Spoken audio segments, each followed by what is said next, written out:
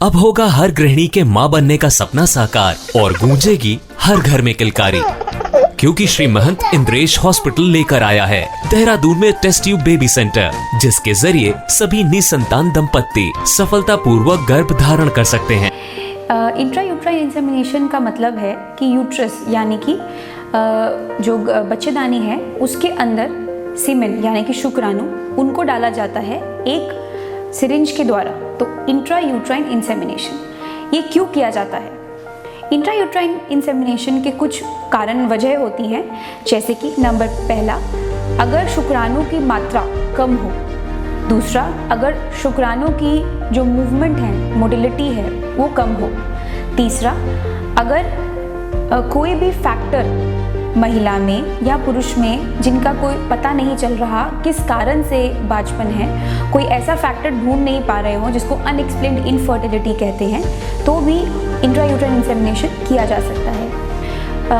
चौथा रीज़न जब ये इंट्रा यूट्राइन इंसेमिनेशन करते हैं, जबकि गर्भाशय यानी कि सर्विक्स में कुछ इस तरह के तत्व पाए जाते हैं जो कि हार्म करें या कि नेगेटिव इन्फ्लुएंस डालें शुक्राणु के ऊपर और उनके मूवमेंट को इफ़ेक्ट कर सकें, ताकि जिस कारण जो शुक्राणु हैं यूट्रस तक ना पहुंच पाएँ और उसके साथ ट्यूब्स तक ना पहुंच पाएँ और बच्चा ना बन पाए। उस कारण भी हम IUI करते हैं। पांचवा रीज़न, जब IUI किया जाता है, अगर किसी महिला को अंडे ना बन रहे हों, जिसको हम एनओवुलेशन कहते हैं, जैसे कि PCOD महिलाओं में होता है, अगर उनमें अंडे ना बन रहे हों और दवाई देने के बाद भी नॉर्मल तरीके से कोशिश करने पर भी बच्चे ना बन पाएँ और इनफर्टिलिटी या बांझपन रहे, तो हम IUI की ओर या कि इंट्रा यूट्राइन इंसेमिनेशन की ओर जाते हैं। ये कुछ कारण हैं जिनमें इंट्रा यूट्राइन इंसेमिनेशन टेक्निक अपनाई जा सकती है। इसका सक्सेस रेट क्या है? 10 से 15% इसका सक्सेस रेट है अगर ये पहली बार अटेम्प्ट किया जाए, और अगर 3 बार कोशिश की जाए इंट्रा यूट्राइन इंसेमिनेशन की तो 60 से 80% इसका सक्सेस रेट माना जाता है। इंट्रा यूट्राइन इंसेमिनेशन किस प्रकार करते हैं? इंट्रा यूट्राइन इंसेमिनेशन यानी कि IUI, इसमें पहले महिलाओं को दूसरे या तीसरे दिन 5 दिन की गोली दी जाती है, जिसमें कि जो अंडा की ग्रोथ करती है। इसके अलावा कुछ डॉक्टर बीच में गोनाडोट्रोपिन नाम के इंजेक्शन भी देते हैं, जिससे अंडे की ग्रोथ होती है। जब अंडा 18 mm तक पहुंच जाए, 17 से 18 mm तक पहुंच जाता है, उसके बाद अंडा तोड़ने का इंजेक्शन दिया जाता है, यानी कि HCG। जब ये इंजेक्शन देते हैं, इसके 36 घंटे बाद IUI किया जाता है।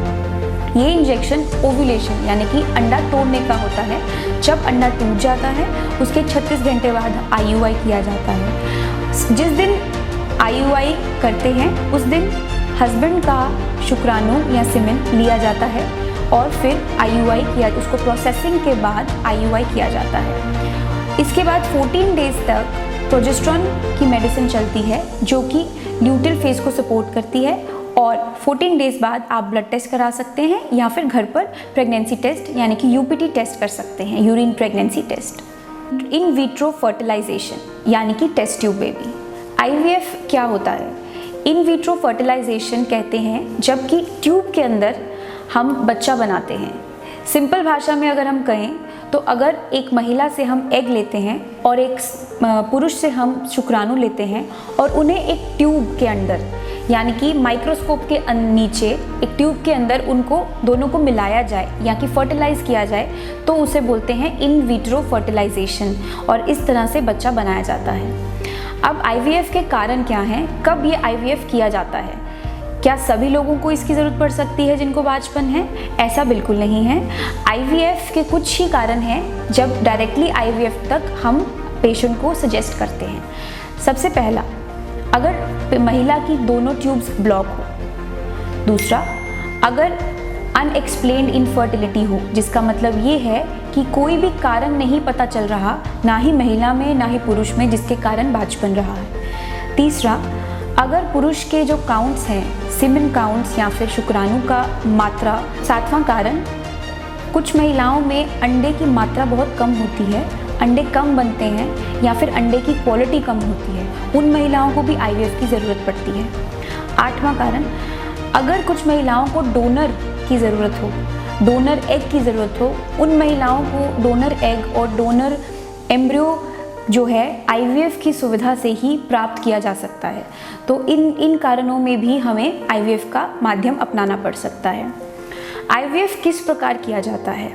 IVF करने के लिए सबसे पहले तो महिला के सारे बेसलाइन टेस्ट होते हैं, उनके कुछ हार्मोन प्रोफाइल होते हैं जो माहवारी के दूसरे या तीसरे दिन होते हैं। इसके अलावा वायरल मार्कर्स किए जाते हैं। इसी प्रकार पुरुषों में उनकी सीमेन की जांच होती है, उनकी टेस्टिंग, उनका कल्चर होता है। इस प्लस बेसलाइन जो टेस्ट जिस तरह महिला में होते हैं उसी प्रकार पुरुषों में भी होते हैं। जब इन टेस्टों की जांच हो जाती है और इसमें कोई खराबी नहीं पाई जाती तो हम IVF की जो प्रोसीजर है माहवारी के दूसरे या तीसरे दिन से शुरू कर सकते हैं। इसके लिए हमें गोनाडोट्रोपिन नामक इंजेक्शंस की सहायता पड़ती है। ये इंजेक्शंस लगभग 8 से 10 दिन तक कॉन्टिन्यूसली चलते हैं। कुछ महिलाओं में जो है इसका रिस्पांस जल्दी आ जाता है और कुछ महिलाओं में थोड़ा लेट आता है, बट मैक्सिमम इनकी जो मात्रा है 8 से 10 दिन के बीच इन इंजेक्शंस की ज़रूरत पड़ती है। इन इंजेक्शन से हम जितने भी अंडे एक महिला की अंडेदानी में रहते हैं उन सबको ग्रो कराते हैं, उन्हें बड़ा करते हैं और उन्हें इस साइज़ तक लाते हैं कि उन्हें निकाला जा सके। और फिर उन अंडों को निकाल कर हम टेस्ट ट्यूब में, यानी कि मशीन के जो माइक्रोस्कोप रहता है उसके नीचे एक ट्यूब के अंदर शुक्राणु के साथ मिलाते हैं और फिर IVF इस नामक सुविधा को इन विट्रो फर्टिलाइजेशन या फिर टेस्ट ट्यूब बेबी कहा जाता है। अभी यहाँ पे कुछ लोग पूछेंगे कि IVF और ICSI में क्या फ़र्क है। सो IVF जैसे मैंने बोला इन विट्रो फर्टिलाइजेशन, इसमें सीमेन यानी कि शुक्राणु जो है बहुत से शुक्राणु अंडों के साथ मिलाए जाते हैं, बल्कि ICSI यानी कि इंट्रासाइटोप्लाज्मिक स्पर्म इंजेक्शन, इसमें एक शुक्राणु को एक अंडे के साथ जोड़ा जाता है। तो दोनों में फ़र्क है। तो IVF और ICSI ये दोनों अलग चीज़ें हैं। आप ऐसे भी बोल सकते हैं कि ICSI एक हायर फॉर्म ऑफ IVF है। IVF का सक्सेस रेट क्या है? IVF का सक्सेस रेट ऑलमोस्ट 40 to 60% है। ये रेंज वेरी करती है बिकॉज हर एक महिला में जिसका भी हम IVF कर रहे हैं, हर किसी को अलग किस्म की बीमारी है, अलग किस्म के कारण हैं जिसकी वजह से IVF किया जा रहा है और हर किसी में जो सीमेन की मात्रा या फिर शुक्राणु की क्वांटिटी है वो अलग है, इसीलिए रेंज भी थोड़ी डिफरेंट है। साथ ही साथ कुछ महिलाओं में हम तीसरे दिन के एम्ब्रियोज डालते हैं और कुछ में हम 5वें दिन के एम्ब्रियोज डालते हैं।